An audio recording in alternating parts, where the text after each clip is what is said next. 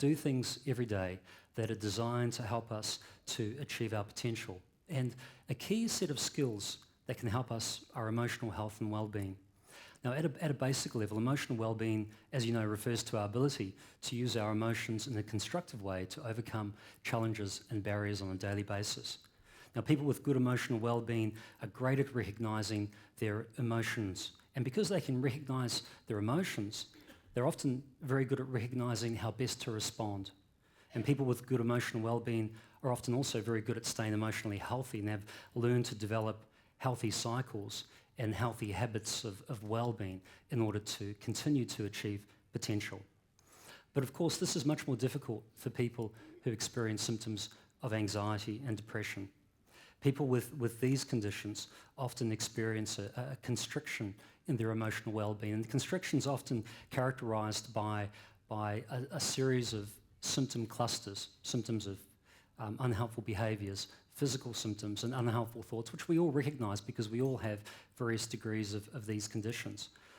But what I'd like to do today is I'd like to talk to you about how we can break the cycles of symptoms.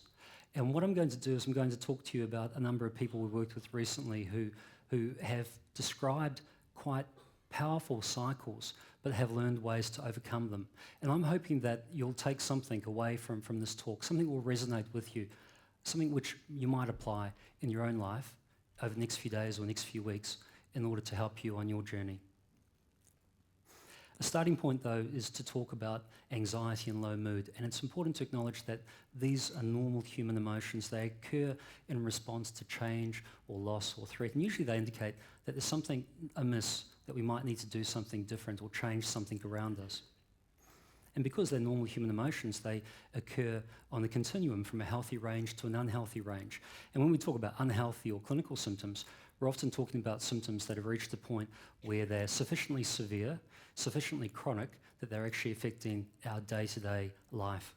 And when we're talking about treatment, we're not talking about trying to remove these experiences, these emotions completely. What we're often talking about is supporting people to move from that unhealthy range back into a healthy range.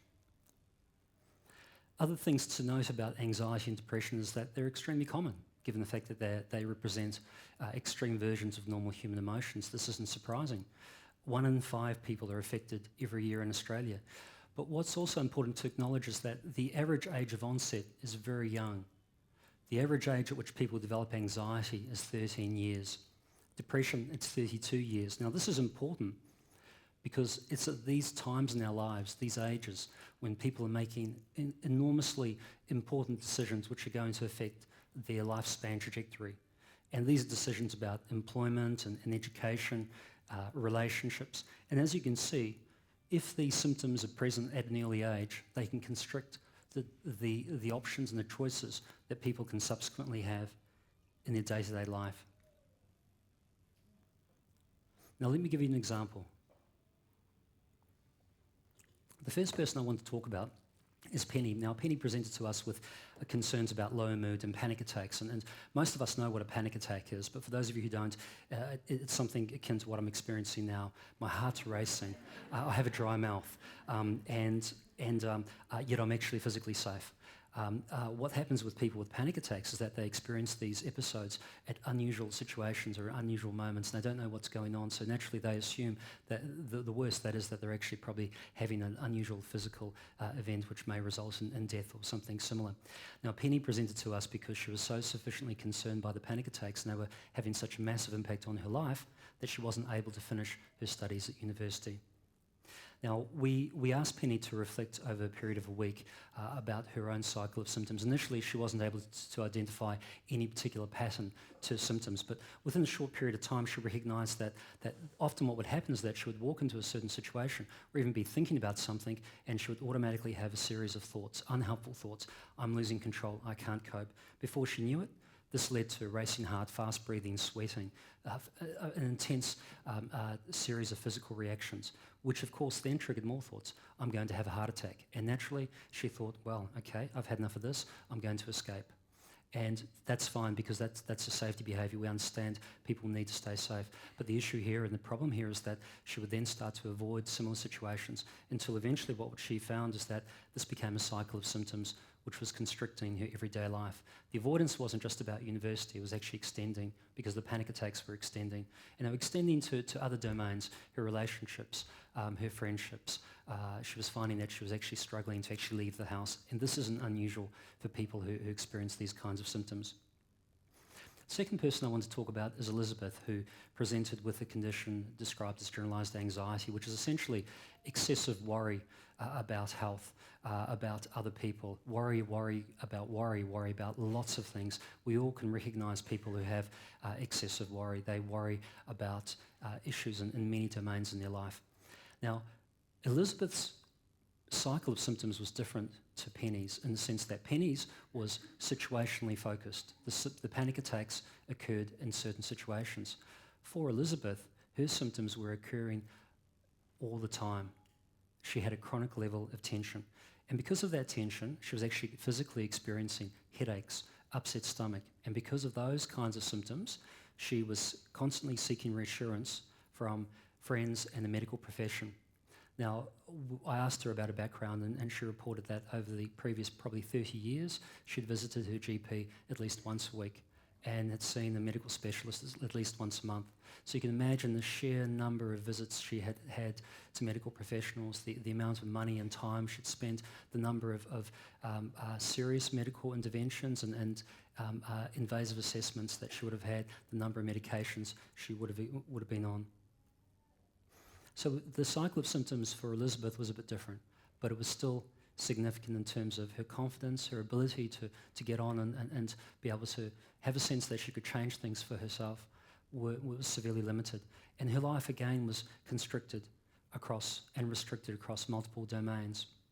So hopefully from these two examples of Elizabeth and Penny, you can start to see how the cycles of symptoms affect how we see ourselves, our world, but they also extend into how we see our future. And this is important because, of course, it affects our choices in life. Now, what I haven't told you is that Elizabeth and Penny were a mother and a daughter. And I didn't know that when they first came to see us for treatment, but they came at exactly the same time. And I asked them about that and why were they presenting? Why did they want to, if you like, engage with us? Elizabeth explained that she was aware that her family for generations had experienced episodes of anxiety and depression. Her mother, her grandmother, her great-grandmother had all suffered panic attacks, GAD, depression. And for Penny, it was a concern about her daughter. She had a 5-year-old daughter, Elizabeth's granddaughter, who was supposed to be attending school but was terrified and experiencing panic attacks.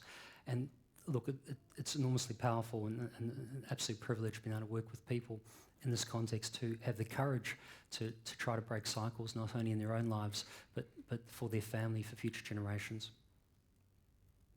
So what did we do? I'd like you, if you remember nothing about this talk, try to remember these 3 points. Treatment involves breaking unhelpful cycles. We all have them. Successful treatment involves creating healthy cycles. And this is the most important point. When you experience symptoms, when you recognise them, learn to do the opposite. Let me give you some examples. I'm going to give you a high-level overview of some of the things we did with Penny and Elizabeth. Of course, I'm going to skip lots of details, and really, if we think about the process and their trajectory, it was a case of 2 steps forward, 1 step back. They'd had their symptoms for years, and so treatment took more than just a matter of weeks, took a matter of months, and consistent practice. One of the starting points, though, was to tackle the 3 clusters of symptoms, to try to weaken them and turn them into more healthy cycles. And we began with unhelpful thoughts. And one of the key messages is that our thoughts are not always true. Our thoughts is the monologue, if you like, the monologue that we hear all the time. And most people forget or may not be aware that the things we say to ourselves are often observations. They may be negative, they may be positive, they may be neutral, they may be completely meaningless. But it's important to learn to recognise what we do say to ourselves. And Penny and Elizabeth recognised these kinds of thoughts. I can't cope, I'm a failure, I'm weak. They were having these thoughts multiple times a day, consistently. And these thoughts, as you can see, are rigid, they're negative, they're automatic, they're incredibly powerful, and they're also wrong. If Elizabeth and Penny were failures, if they were that weak and they couldn't cope, then how would they have had families, careers, relationships, friendships. So you can see these kinds of thoughts are exaggerations and they need to be challenged, and that's what we did. We supported them to challenge the thought by modifying the thought and practicing a new thought. Not trying to completely get rid of the thought, because we can't get rid of thoughts. What we can do is we can add a perspective and a reality. So the thought, I can't cope, became, this is tough, but I'm doing well. The thought, I'm a failure, became, I'm not as good as I'd like, but I'm learning. So we weren't getting rid of the thoughts. What we were doing was adding a sense of perspective and a sense of reality and a sense of hope. And we're also adding self-compassion. We also supported them to learn to tackle their physical symptoms, again by doing the opposite. And again, we chose short and long-term targets. In the short term, we helped them both learn controlled breathing techniques. So in those situations, when Penny in particular was experiencing those fundamental early stages of a panic attack, she was able to do the opposite. We also helped them to develop exercise regimes, muscle relaxation techniques, again, as opportunities for them to start to recognise their symptom clusters and their symptom signature, and then learn that they could actually take responsibility for managing their emotional well-being at those times. We then, once they developed the basic skills in being able to challenge their thinking and control what their body was doing, we supported them to challenge some of their behaviours. And many of the behaviours we have when we're feeling down or anxious are about trying to stay safe. The escape avoidance behaviours are classic examples. But we supported them to learn to do the opposite. Penny, for example, I think I mentioned, was having difficulty getting to university. She was incredibly anxious about catching a bus to the university. She was having panic attacks on the bus. So we supported her to learn graded exposure, which is a very fundamental psychological skill, which is about teaching people to systematically do things that trigger anxiety. So over a period of days and weeks, she practiced going out to the letterbox initially while practicing her controlled breathing and challenging thoughts. Within a matter of hours, she realised that she was comfortable doing that. So then she started to walk to the end of the street, then to the bus stop, then catching a bus for one section, two sections. And by doing that, she started to get agency back and that sense of accomplishment and potential. So those are the key messages. Treatment involves breaking unhelpful cycles. Treatment involves creating healthy cycles, and do the opposite to symptoms. Now, there's probably many of you here who are thinking, okay, this is interesting. What can I take away beyond this? What I'd like to do is suggest that all of us have cycles that we can challenge. There are things that we're doing in terms of our behaviours, our physical symptoms, and the way we talk to ourselves internally, which we could perhaps improve and adapt. And I'd like to suggest that over the next week, if you'd like to take some homework away, and I'm a clinical researcher, clinical academic, so I like to give people homework. What I'd like to suggest you do is, at the end of each day, reflect on something that you can be grateful for. And by virtue of doing that, you challenge those habits which often are negative, those negative, unhelpful cycles that can sneak in about focusing on things that aren't going well for us. Do that every night before you go to bed, just for a moment. In terms of physical symptoms, this will be probably the only time I'll ever show my mobile phone in a talk. Every time your phone rings or an SMS alert appears, take a deep breath. Because often what we find is that when we are alerted to things that we need to respond to, we're often immediately tense. Take a deep, controlled, diaphragmatic breath. And the third thing I'd like to encourage you to do over the next week is to talk to at least one friend each day. By reaching out to people, by practicing social engagement, by supporting our friends in their time of need, we'll often find that we challenge our habits of avoidance and escape. And if you can do those three things, and of course there are many, many other things that are incredibly helpful, you can start to turn those unhelpful cycles into cycles of health, and this is what people with a good emotional health and good emotional well-being do on a day-by-day basis. So what about our friends? Well, 6 months after treatment finished, I caught up with both Penny and Elizabeth. Penny had submitted her PhD successfully and had just been offered a job as a lecturer in a university. Elizabeth had just come back from her first overseas trip.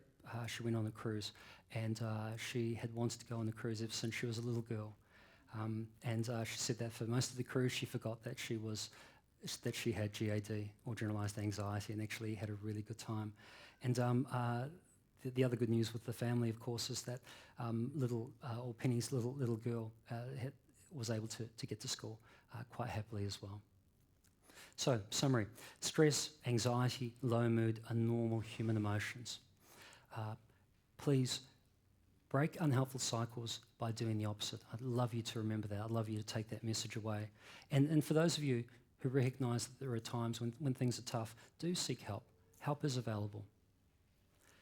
Just very briefly, I'd like to acknowledge the organisations that I've been working with over the last few years and have supported my work. And finally, I want to thank you all very much for your time. Thank you, everyone.